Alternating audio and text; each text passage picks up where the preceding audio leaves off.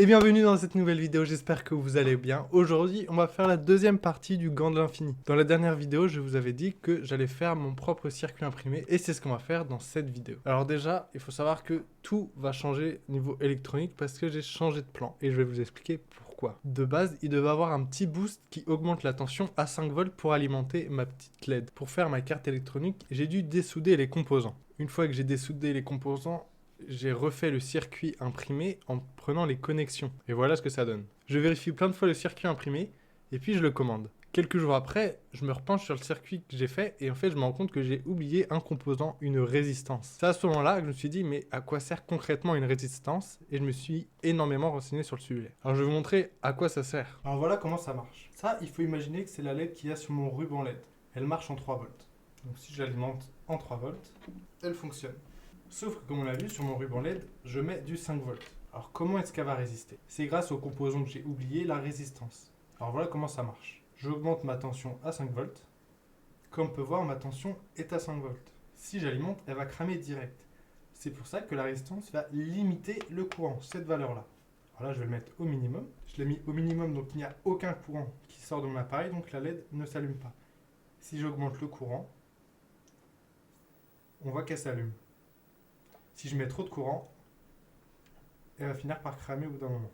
Donc le rôle de ma résistance, c'est si j'alimente en 5 volts alors que ma LED fonctionne en 3 volts, je dois choisir une résistance adaptée pour que ma LED puisse résister. Donc ce qu'il faut comprendre, c'est qu'avec le boost de tension, j'alimente en 5 volts alors qu'en réalité, ma LED ne fonctionne qu'en 3 volts. Donc ça sert un peu à rien de booster à 3 volts, j'ai juste à changer la résistance. Alors comme on peut le voir, j'augmente la tension à 5 volts avec le boost pour qu'au final ma LED ne marche qu'en 3 volts.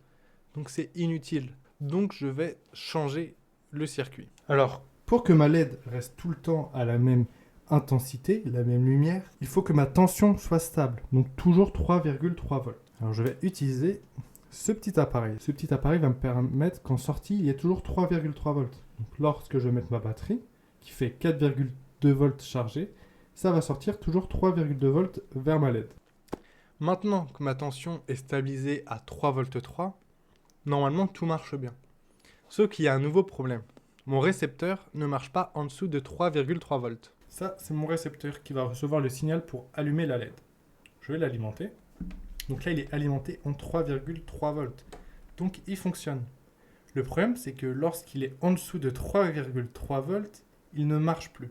Ce qui veut dire que si je mets une LED, j'appuie sur l'interrupteur pour qu'il puisse s'allumer. Si je descends en dessous de 3,3 volts parce que ma batterie descend en tension, la LED restera allumée et je ne pourrai plus éteindre avec la télécommande parce qu'il ne sera plus alimenté en 3,3 volts. Alors pour remédier à ce problème, on va utiliser un boost de tension, mais pas de 5 volts cette fois-ci, de 3,3 volts. Et je vais vous montrer comment ça marche. Donc voici à quoi devrait ressembler mon schéma.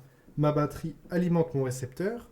Mon récepteur, une fois qu'il est allumé, alimente ce petit module et en sortie, il y aura toujours du 3,3 volts. Sauf que ma batterie chargée, elle fait 4,2 volts, mais lorsqu'elle est déchargée, elle s'éteint à 2,75 volts. Sauf que cet appareil-là, s'il n'a pas 3,3 volts, il ne marche plus. Donc si il était allumé, il va laisser ma LED allumée jusqu'à temps que ma batterie fasse 2,75 volts. Donc ça peut durer plusieurs heures pour que ma lumière s'éteigne. Donc, je vais changer le procédé. On va utiliser un boost de tension de 3,3 volts. Ça va me permettre que lorsque ma batterie est par exemple à 3 volts, il booste ma tension à 3,3 volts pour qu'il puisse toujours fonctionner et alimenter ma LED. Le problème avec ce schéma, c'est que le boost de tension, il augmente ma tension. C'est-à-dire que de, par exemple, 1 volt à 3,3 volts, il sortira 3,3 volts. Mais si je mets plus de tension qu'il en sort, imaginons que je mets du 5 volts alors qu'il sort du 3,3 volts, il va cramer. C'est pour ça qu'on va mettre le limiteur de tension à 3,3 volts avant. Ce qui veut dire que ma batterie, quand elle est chargée à 4,2 volts et qu'elle va être ici, elle va sortir du 3,3 volts. Quand elle sera à 3,3 volts, elle va toujours sortir du 3,3 volts de ce module-là. Mais lorsqu'elle sera en dessous, par exemple à 3 volts, le module va sortir du 3 volts et le boost va augmenter à 3,3 volts. Ce qui veut dire que cet appareil sera toujours alimenté en 3,3 volts jusqu'à temps que ma batterie soit à 0%. La dernière chose à faire dans le schéma, c'est de mettre une résistance. Donc on ouvre la bible de résistance et on choisit la bonne valeur avec un calcul. Bon, maintenant, j'ai réglé tous les soucis pour le circuit imprimé. Donc, j'ai plus qu'à le redessiner sur un logiciel.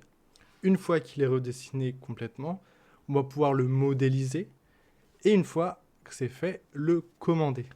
Alors là, quand je tourne la vidéo, je viens juste de commander le PCB. Donc, on se retrouve dans quelques semaines pour finir le projet dans la 3e partie. Si tout se passe bien, la vidéo va bientôt sortir. Si je me suis trompé dans le PCB, dans l'électronique, la vidéo prendra plus de temps à sortir. On se retrouve pour la 3e partie. Allez, salut!